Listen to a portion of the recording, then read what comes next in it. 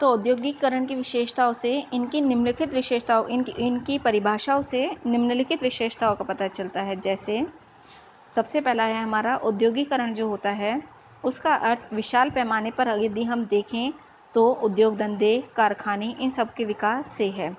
और इनके विकास के करने से उद्देश्य से हमारा क्या है, वैज्ञानिक आविष्कारों का भी जन्म होता है। यानी अगर हम वैज्ञानिक क्षेत्र में देखें तो विभिन्न प्रकार के आविष्कार जो होते हैं वो जन्म लेते हैं, या विभिन्न प्रकार के आविष्कारों के माध्यम से हमारे कल कारखाने, उद्योग धंधे जो होते हैं वो विकसित होते हैं।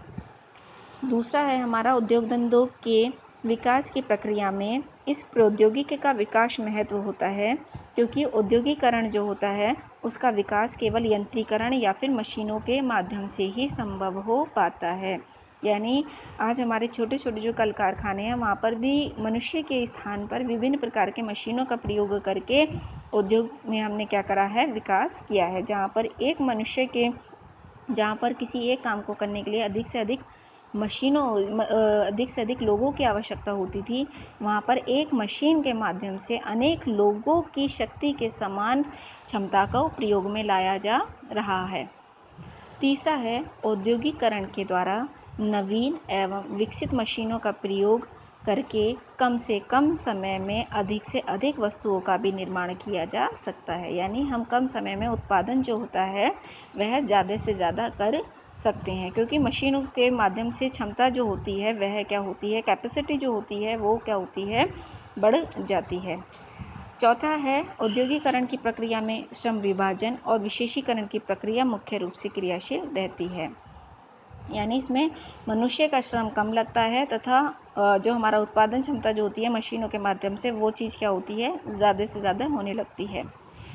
फिफ्थ है हमारा, इसमें उत्पादन विशाल पैमाने पर तीव्र गति से होता है। वही बात, हम कम समय में ज़्यादा से ज़्यादा उत्पादन जो है वो कर सकते हैं।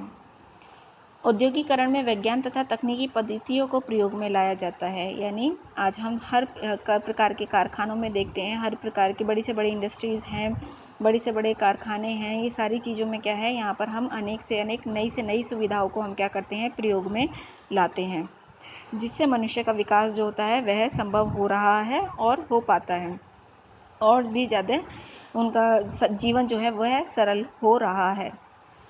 और नेक्स्ट है हमारा 7वां पॉइंट, इसमें प्राकृतिक स्रोतों का पूर्ण दोहन करने का प्रयत्न किया जाता है। ये भी बात है कि जहाँ पर हम औद्योगिकरण ज़्यादा से ज़्यादा कर रहे हैं, यहाँ पर हम क्या करते हैं, प्राकृतिक स्रोत जो होते हैं इनको ज़्यादा से ज़्यादा प्रयोग में लाते हैं, और उसका दोहन जो होता है वह भी काफ़ी मात्रा में हो रहा है। जहाँ पर हमारा यह प्रत्यक्ष इसका प्रभाव है कि हमें कम समय में ज़्यादा से ज़्यादा उत्पादन मिलता है, ज़्यादा से ज़्यादा सुख सुविधाएँ मिलती हैं। वहीं इसका एक अप्रत्यक्ष माध्यम यह भी है कि औद्योगिकरण के चक्कर में या औद्योगिकरण के विकास में मनुष्य ने प्राकृतिक स्रोत जो हैं उनका पूर्ण दहन करना भी शुरू कर दिया था या कर रहा है, जो कि सही नहीं है मनुष्य के जीवन के लिए। 8वां पॉइंट है और लास्ट है कि इसमें सामाजिक आर्थिक गतिशीलता भी उत्पन्न होती है। जैसे मार्क्स का कहना है कि उत्पादन प्रणाली बदलने पे सामाजिक आर्थिक ढांचे में भी हमारे परिवर्तन आया है। यानी औद्योगिकरण के माध्यम से हमारी जो सामाजिक गतिशीलता है वह भी डेवलप होती है, साथ ही साथ हमारी आर्थिक गतिशीलता भी। यानी मनुष्य जो होता है सामाजिक तथा आर्थिक रूप से अपने आप को एक स्तर से दूसरे स्तर में आता तो है, लेकिन इससे क्या होता है, ये चीज़ें जो होती हैं ये भी हमारे लिए कहीं ना कहीं किसी न किसी प्रकार से सही नहीं होती हैं या मनुष्य के लिए हानिकारक होती हैं। तो ये थी हमारे औद्योगिकरण की विशेषताएं, the characteristics of the industrialisation.